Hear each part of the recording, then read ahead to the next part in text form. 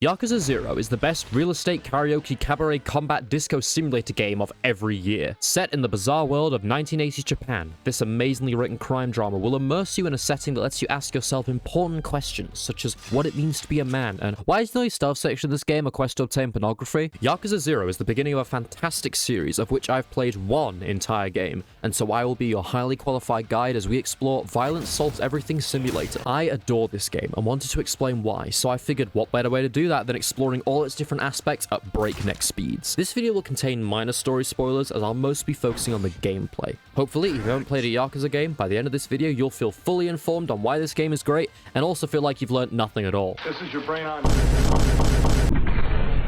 So, without further ado, let's dive right in to Yakuza 0.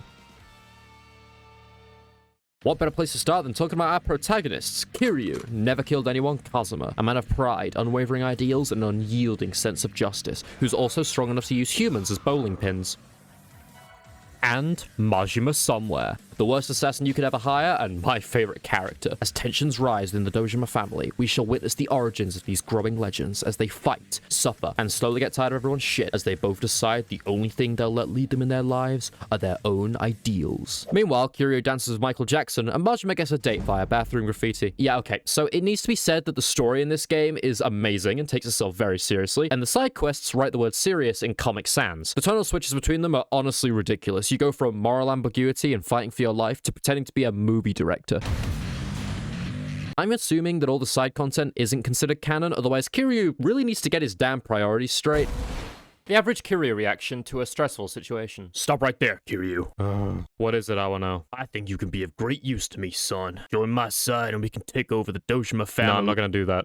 Excuse me? No disrespect intended, Anarchy, but I won't betray my ideals by joining up with some passion-fruit pimp who plays golf to whittle away his life. No, wow, that actually hurt. Okay, well, how about now? Yeah, I'm still not joining you. Can we hurry this along? Can we hurry this along? My brother's outside waiting for me. I swear to God, if he takes 10 seconds longer, I'm framing him for murder. Literally 10 minutes later after losing Pocket Racer. I've made such a simple error. No matter what I do, I can only go forwards with the mistakes I've made. Never leave me. I will forever stay here in agony. Excuse me, sir? Sir, you can't just sit in the middle of the store like that. It's not... There are people trying to wait their turn. The side content in this game is perfect for refreshing your mood with some comedy, which in turn makes the story hit even harder than this asshole right here. Wandering around the fictional city of Kamurocho really does immerse you in Japan's bubble of culture. Oh, hey, what's that? Yeah, it's my morals calling. And they're telling me to use Kiryu's charisma to peacefully diffuse the situation. Oh, God damn it, every single time, dude. Welcome to the Step Up and Get Stepped On part of the game, also known as the combat. Combat in Yakuza 0 is simply incredible. It's easy to explain, but you need to really try it yourself to understand how satisfying it is. I mean, example,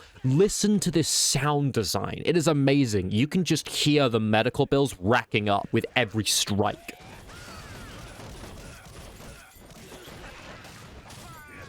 Hitting your enemy builds up this bar, and this bar grants you access to the best game mechanic ever, heat moves. These hard-hitting cinematic experiences allow you to bring your enemy's ideas to the table the hard way and let them take a seat and evaluate that their greatest mistake all along was being born in the same world as this absolute psychopath. For most of the game, Kiryu and Majima have access to 3 main combat styles, all of which are finely tuned except for the speed styles, which are both broken. Kiryu's default style is a jack-of-all-trades type of combat, which grants you hard-hitting combat moves to help you break out of a deadlock. Rush style encourages spamming the punch button to win and using precise timing to dodge attacks. However, I'm British, and like the rest of us, my reaction speed is dictated by the amount of pure caffeine running through my veins, therefore my use of this style tends to fluctuate. And finally, Beast style, which grants Kiryu the ability to run people over from outside the vehicle. Hell hath no fury like Kiryu wielding someone else's property. Majima's style includes Thug style, which lets you take control of the situation.